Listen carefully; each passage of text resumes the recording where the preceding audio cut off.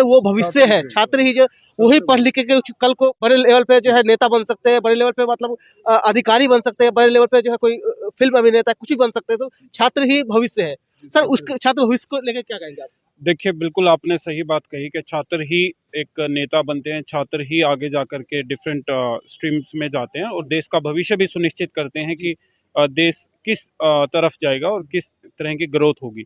तो मेरा ये मानना है कि जो यूपीएससी के छात्र हैं, एसएससी के छात्र हैं, यूपी पीसीएस के हैं, नीट के थे या फिर आईआईटी जेईई के हैं, सभी छात्रों को कोविड कंपनसेशन मिलना चाहिए। 2 साल का एज में रिलैक्सेशन और 2 एक्स्ट्रा अटेम्प्ट इनको सभी स्टूडेंट्स को मिलने चाहिए। क्योंकि राज्य सरकारें भी अगर हम देखें तो पीछे वर्ष जो गया है इसमें राज्य सरकारों ने, जैसे त्रिपुरा है, महाराष्ट्र है, उड़ीसा है, तो तमाम सरकारें छात्रों के पक्ष में डिसीजन ले रही हैं और उन्होंने छूट दी है। उन्होंने माना है कि कोविड जो था एक त्रासदी के रूप में था, एक ग्लोबल पैंडेमिक था, जिससे इस लेवल का संकट कभी किसी ने नहीं देखा होगा।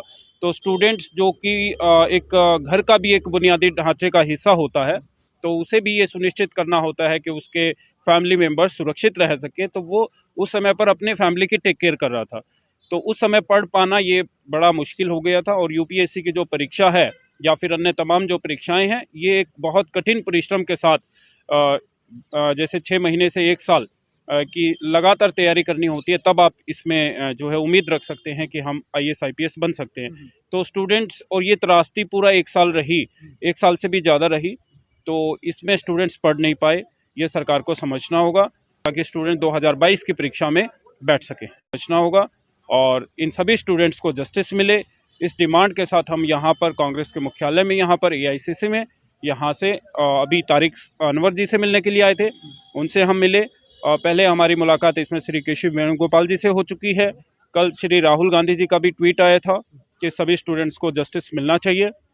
साथ साथ अगर मैं बात करूं तो दीपेंद्र सिंह हुड्डा जी भी इसमें ट्वीट कर चुके हैं और वो भी हमारे मुद्दे को उठाने की बात कर रहे हैं। संसद में ये मुद्दा ऑलरेडी 2-3 बार उठ चुका है और इस सत्र में भी हमें पूरी उम्मीद है कि अपोजिशन की तरफ से इस मुद्दे को उठाया जाएगा। अधीर रंजन सिंह चौधरी जी से भी हमारी मुलाकात हुई, जो अपोजिशन के लीडर हैं, तो उन्होंने भी इस मुद्दे को उठाने की बात कही है।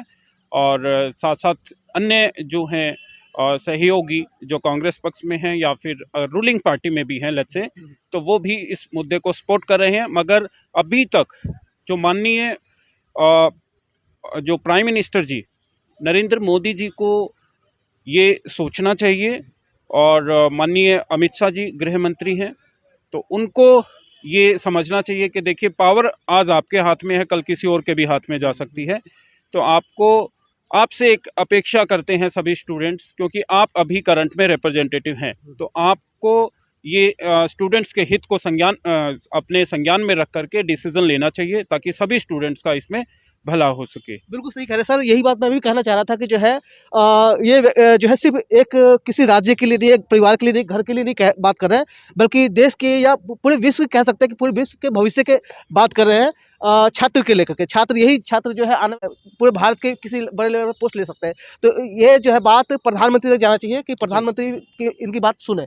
ये व्यक्ति अपने लिए नहीं, अपने परिवार के लिए नहीं, अपने गांव के लिए नहीं, अपने शहर के लिए नहीं, बल्कि पूरे भारत के जो है जितने भी छात्र हैं उसके लिए बात कर रहे हैं। तो मुझे लगता है प्रधानमंत्री जी को सुनना चाहिए बात ना। बिल्कुल सुनना चाहिए। देखिए, सभी जो आज भारत, अगर हम असली भारत की बात करें तो वो रूरल एरियाज में है।